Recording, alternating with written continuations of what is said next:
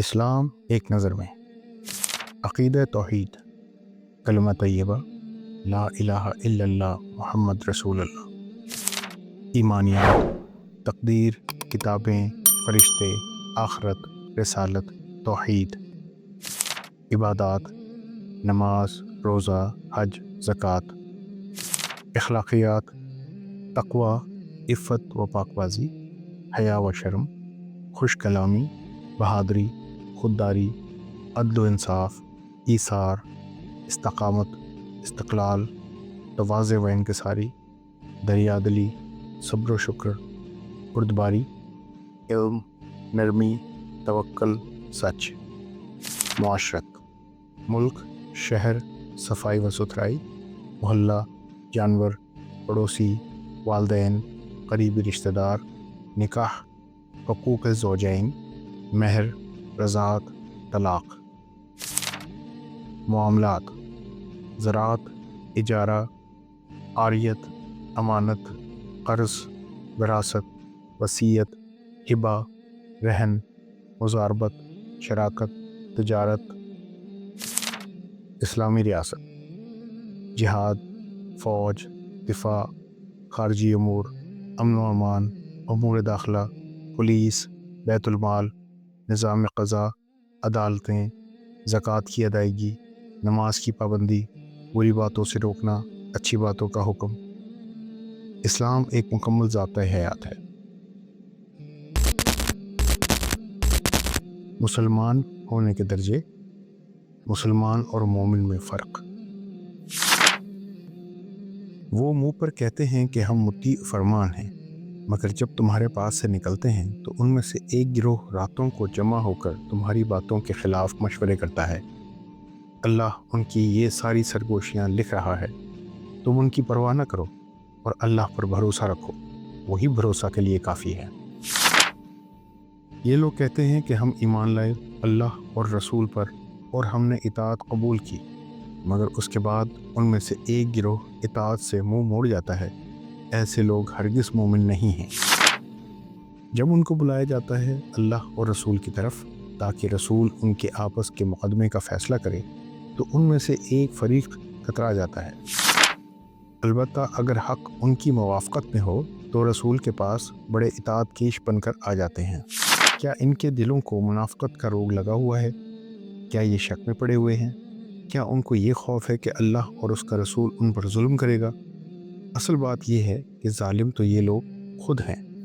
ایمان لانے والوں کا کام تو یہ ہے کہ جب وہ اللہ اور رسول کی طرف بلائے جائیں تاکہ رسول ان کے مقدمے کا فیصلہ کرے تو وہ کہیں کہ ہم نے سنا اور اطاعت کی۔ ایسے ہی لوگ فلاح پانے والے ہیں، اور کامیاب وہی ہیں جو اللہ اور رسول کی فرمانبرداری کریں اور اللہ سے ڈریں اور اس کی نافرمانی سے بچیں۔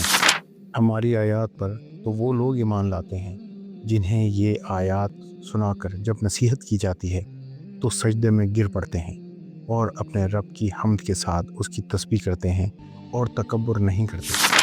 ان کی پیٹھیں بستروں سے الگ رہتی ہیں، اپنے رب کو خوف اور طمع کے ساتھ پکارتے ہیں، اور جو کچھ رزق ہم نے انہیں دیا ہے اس میں سے خرچ کرتے ہیں۔ ان لوگوں نے اس سے پہلے اللہ سے عہد کیا تھا کہ یہ پیٹھ نہ پھیریں گے، اور اللہ سے کیے ہوئے عہد کی باز پرس تو ہونی ہی تھی۔ اے نبی، ان سے کہو اگر تم موت یا قتل سے بھاگو تو یہ بھاگنا تمہارے لیے کچھ بھی نفع بخش نہ ہوگا، اس کے بعد زندگی کے مزے لوٹنے کا تھوڑا ہی موقع تمہیں مل سکے گا۔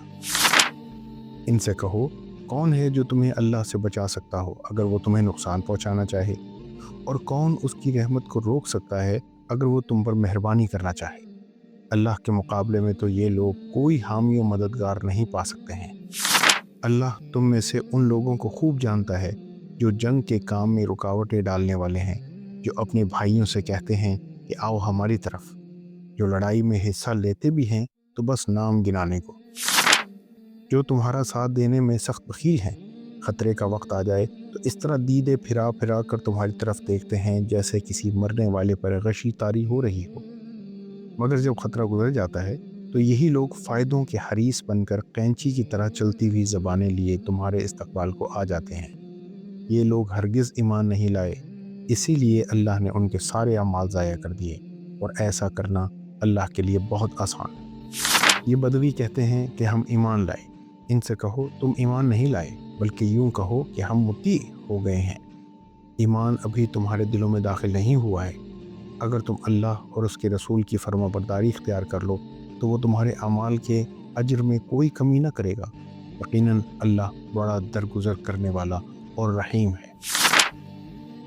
حقیقت میں تو مومن وہ ہیں جو اللہ اور اس کے رسول پر ایمان لائے، پھر انہوں نے کوئی شک نہ کیا اور اپنی جانوں اور مالوں سے اللہ کی راہ میں جہاد کیا، وہی سچے لوگ ہیں۔ اے نبی، ان مدعیان ایمان سے کہو کیا تم اللہ کو اپنے دین کی اطلاع دے رہے ہو؟ حالانکہ اللہ زمین اور آسمانوں کی ہر چیز کو جانتا ہے اور وہ ہر شے کا علم رکھتا ہے۔ یہ لوگ تم پر احسان جتاتے ہیں کہ انہوں نے اسلام قبول کر لیا۔ ان سے کہو اپنے اسلام کا احسان مجھ پر نہ رکھو، بلکہ اللہ تم پر اپنا احسان رکھتا ہے کہ اس نے تمہیں ایمان کی ہدایت دی، اگر تم واقعی اپنے دعوائے ایمان میں سچے ہو۔ اللہ زمین اور آسمانوں کی ہر پوشیدہ چیز کا علم رکھتا ہے، اور جو کچھ تم کرتے ہو وہ سب اس کی نگاہ میں ہے۔